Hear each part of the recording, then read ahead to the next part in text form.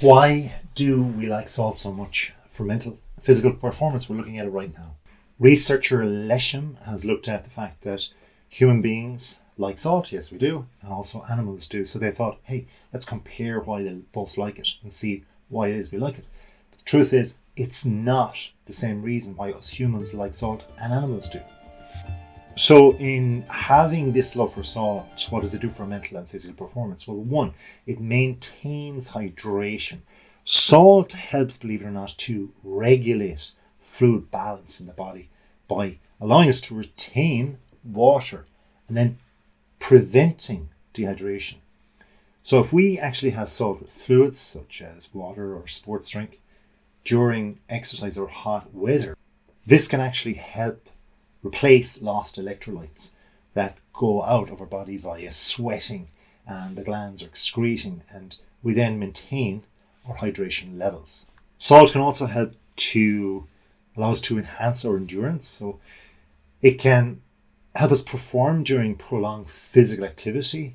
How does it do this? Well, there's electrolytes in our body and they're replenished, lost through this activity. That's why you see quite often, certainly in the past, that athletes, maybe amateur athletes more so than professionals nowadays, would have used salty snacks or electrolyte-rich sports drinks because they saw it on the advertisements on television, the amateurs that is. Now, of course, the sports science is showing us more healthy type things and to balance out exactly because we're getting other intakes from those types of sports drinks.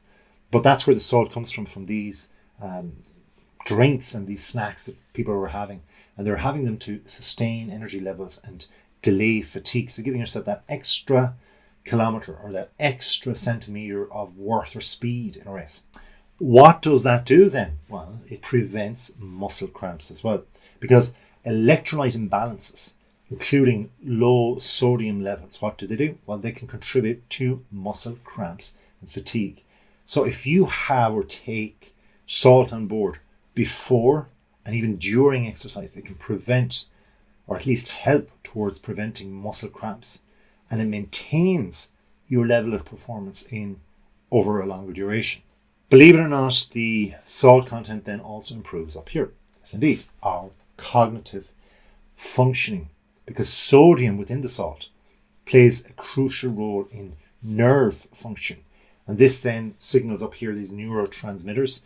And these are hugely important for just basic cognitive functioning and mental performance. So little slips mentally, as we know when we're speaking, and I just made one right there, would mean that perhaps I didn't take enough salt a moment ago. So consuming low salt, and I just said it right there, in moderation and at the right times before and during times of huge performance are going to be beneficial for you.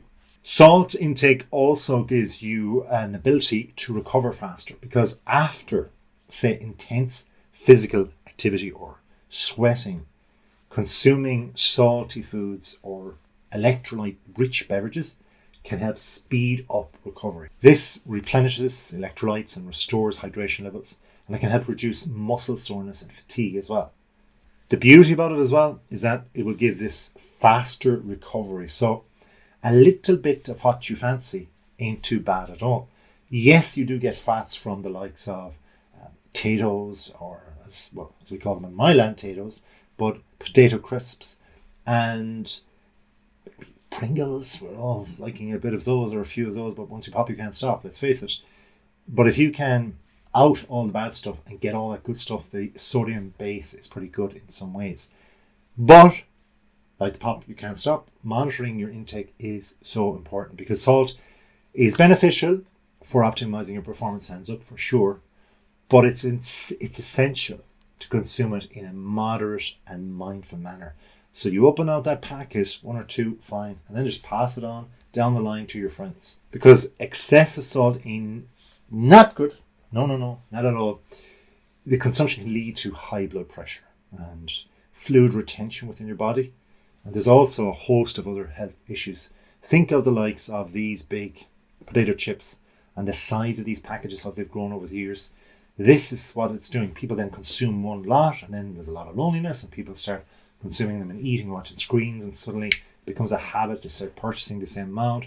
They are sold certain amounts of these because they realize people are purchasing a certain amount. So they bulk purchase them themselves, and then they lower the price, they give offers, they put them placed right beside where you buy your electronics, or you get things that you would be watching on a screen.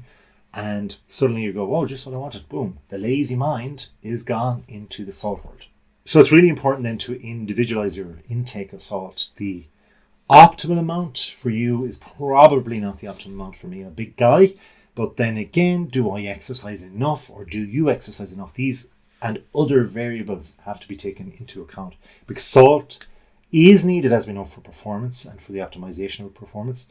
But the performance and various performances, various exercises, various things you're doing, these vary depending on different factors like the temperature outside, your sweat rate, the duration, say, of a run or a cycle, or of the intensity of exercise, climate even, the time of the day, your digestion patterns, and so on.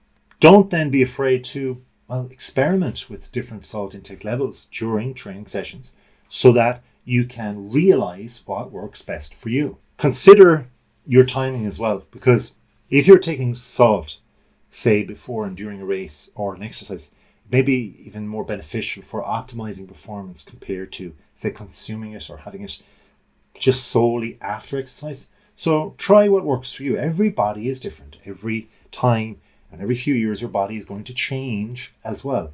So be aware of this and monitor it. Don't be afraid, but to take account of this in an Excel worksheet. High quality H2O, the great Adam Sandler once said, stay hydrated. And it's true, because salt is most effective at optimizing your performance when consumed with the proper fluids, full stop. There's no point in having such sugary drinks and then bringing salt into the equation. We mentioned how it needs to be taken in moderation, but all of that frequently, and then you're exercising, there's a lot of calories going into your body, and there might be too much going on here. So be very careful with the fluids you use. Drink water or electrolyte rich beverages along with some salt, and be clever about how you individually take it. If in doubt, chuck it out. I just got rid of a lot of the salt on my hand there. I have to say I cheated, because you need to consult a professional. If you're doing serious exercises, you want to lose weight, you don't want to put on weight either. So be very careful. Go to a registered dietitian before making significant changes with your salt intake or supply. Truly be careful, and go to a medical professional and run it by them too. No harm, a doctor, always a good thing. Until next time though, I'm all salted out, so I'm going to bid you farewell. Thank you for watching. And if you want to hit that subscribe button, well, you can have a cup of tea and watch the next video. Until next time, have a wonderful day.